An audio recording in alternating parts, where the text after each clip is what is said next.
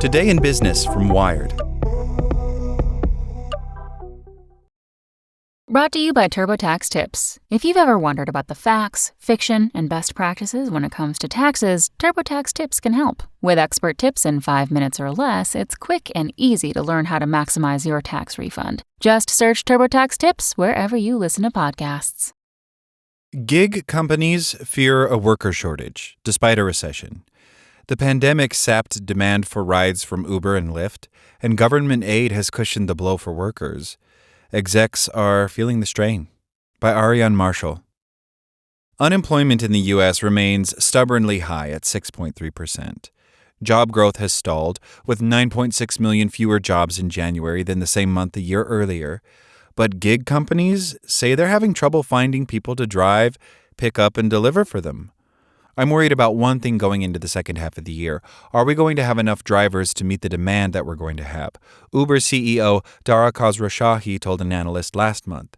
DoorDash Chief Financial Officer Prabir Adarkar called the situation a tale of two cities, with hordes of new customers racing to order takeout but fewer drivers offering to deliver it.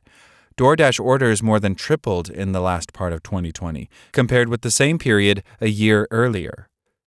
The looming driver shortage confounds executives' predictions. With record unemployment, we expect driver supply to outstrip rider demand for the foreseeable future, Lyft CEO Logan Green said in May. For a time early in the pandemic, Lyft blocked new drivers from signing up. It was understandable because today's tech gig companies were born during the recession. They benefited from a deep pool of workers, newly outfitted with smartphones and suddenly in need of supplemental income. But here's why this time is different.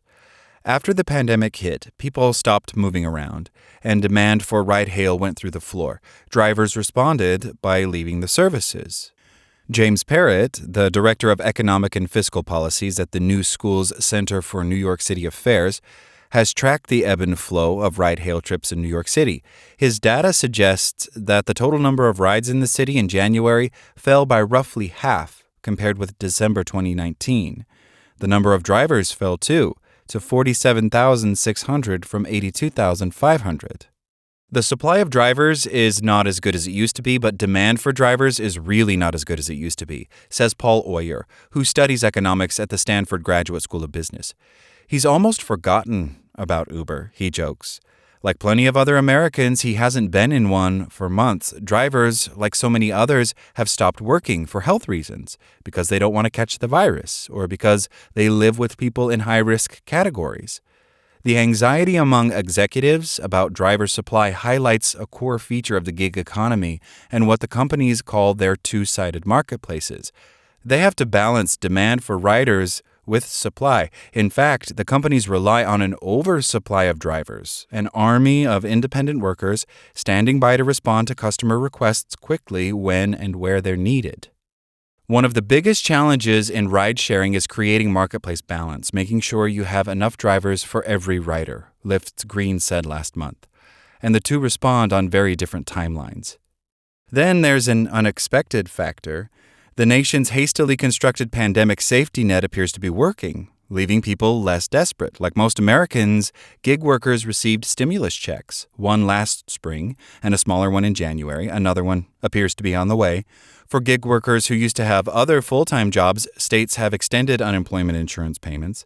And for the first time, gig workers and all other freelancers became eligible for a form of federal unemployment insurance, $600 a week.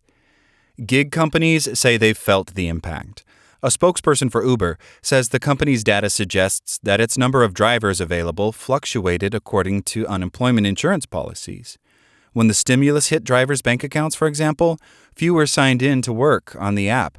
Adarkar, the DoorDash CFO, told investors last month that, on the one hand, you would have expected a large influx of Dashers as a result of heightened unemployment, but that was offset to some degree by stimulus checks. Research from the J.P. Morgan Chase Institute, published in 2018, suggests that families tend to turn to online gig work, especially driving, after someone in the household loses a job and needs to supplement their income. Basically, people sign on to gig when they need extra cash. Newer research from the Institute finds that the expansion of federal pandemic assistance and stimulus check programs have given families, especially low-income families, more cash on hand than they did before. By the end of the summer, average household bank accounts held 40% more money than they did the year before. It's not surprising that people aren't returning to platforms because the government has done a really good job of meeting people's needs, says Fiona Gregg, co-president of the Institute. Pandemic assistance was designed to discourage workers from looking for jobs in the middle of a public health emergency. Unlike other state unemployment programs, it doesn't demand that workers actively look for jobs while accepting payments. So for now, workers might not need to gig. According to executives' comments, driver supply isn't likely an existential issue, at least not in the long term. It's also pretty simple to solve. As a labor economist, which I am, the market response for employers who have difficulty recruiting workers is to pay higher wages, says the New School's James Parrott. And there's some anecdotal evidence that that's happening. Drivers in some cities, including Indianapolis, Oklahoma City, Pittsburgh, and Sacramento, California, say they've received emails and notifications from gig companies offering one-time bonuses if they sign on and complete a few trips. Lyft said last month that it would spend between $10 million and $20 million more this quarter on driver incentives after cutting its recruitment costs by $15 million at the end of last year. But the question of when to encourage workers to get behind the wheel is tricky. The companies want to have lots of people signed on and ready to go once more Americans get vaccinated and are ready to resume normal-ish lives, Uber rides included. Bringing more drivers onto the system takes time, Green, the Lyft CEO, said last month. It's a little more like steering and turning the Titanic, whereas demand can move much faster. Don't tell him how that one ends. Like what you learned? Subscribe everywhere you listen to podcasts and get more business news at wired.com/business.